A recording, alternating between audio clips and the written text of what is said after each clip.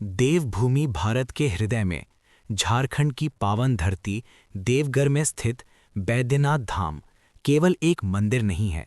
ये तपस्या, त्याग, अहंकार और शिव कृपा की एक जीवंत और दिव्य गाथा है।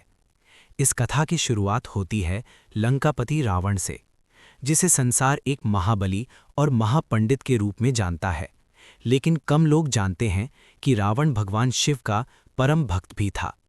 रावण ने शिव को प्रसन्न करने के लिए हिमालय की दुर्गम गुफाओं में अत्यंत कठोर तपस्या आरंभ की। उसने एक एक करके अपने 9 सिर भगवान शिव को अर्पित कर दिए। पूरा आकाश कांप उठा, देवता भयभीत हो गए। जब रावण 10वां सिर चढ़ाने को तत्पर हुआ, तभी करुणानिधान महादेव स्वयं प्रकट हो गए। शिवजी ने रावण से कहा, वत्स, वर मांगो। रावण ने अहंकार और भक्ति से भरे स्वर में कहा, हे महादेव, आप स्वयं मेरे साथ लंका चलें और वहां विराजमान हों। भगवान शिव ने वरदान तो स्वीकार किया, पर एक कठोर शर्त रखी।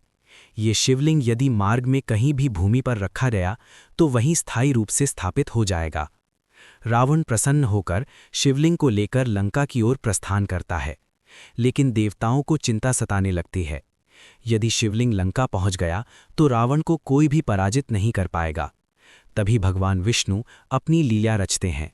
वे एक साधारण चरवाहे बैजू का रूप धारण कर रावण के मार्ग में उपस्थित होते हैं। मार्ग में चलते चलते रावण को लघु शंका का तीव्र वेग महसूस होता है। वो विवश होकर शिवलिंग उस चरवाहे को सौंप देता है और कहता है कि इसे भूमि पर मत रखना, मैं तुरंत लौट आऊंगा। लेकिन शिवलिंग का भार सामान्य नहीं था, वो सृष्टि का भार था। कुछ ही क्षणों में चरवाहा कांपने लगता है और शिवलिंग को भूमि पर रख देता है। उसी क्षण धरती कांप उठती है, आकाश गूंज उठता है और शिवलिंग वहीं स्थिर हो जाता है। रावण लौटता है, बल, विद्या, मंत्र सब आजमा लेता है, लेकिन शिवलिंग हिलता तक नहीं। तभी रावण को अपने अहंकार का बोध होता है।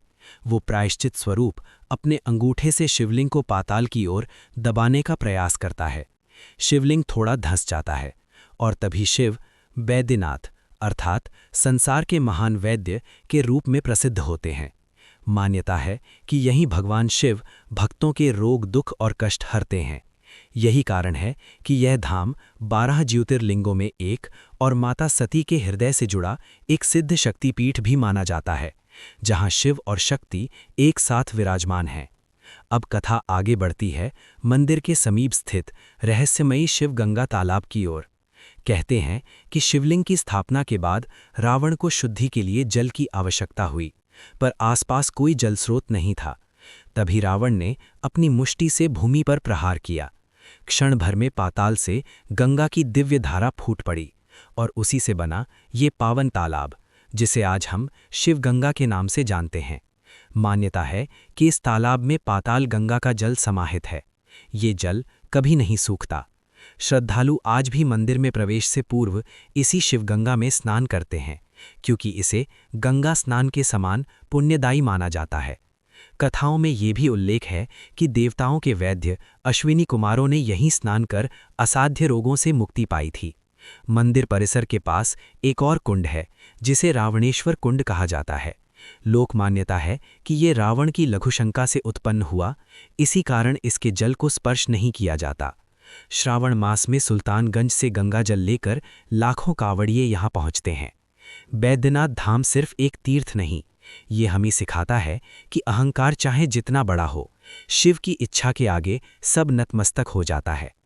अगर आपको ये दिव्य कथा पसंद आई हो तो वीडियो को लाइक करें, चैनल को सब्सक्राइब करें और इस शिव गाथा को हर शिव भक्त तक अवश्य पहुंचाएं। ओम नमः शिवाय।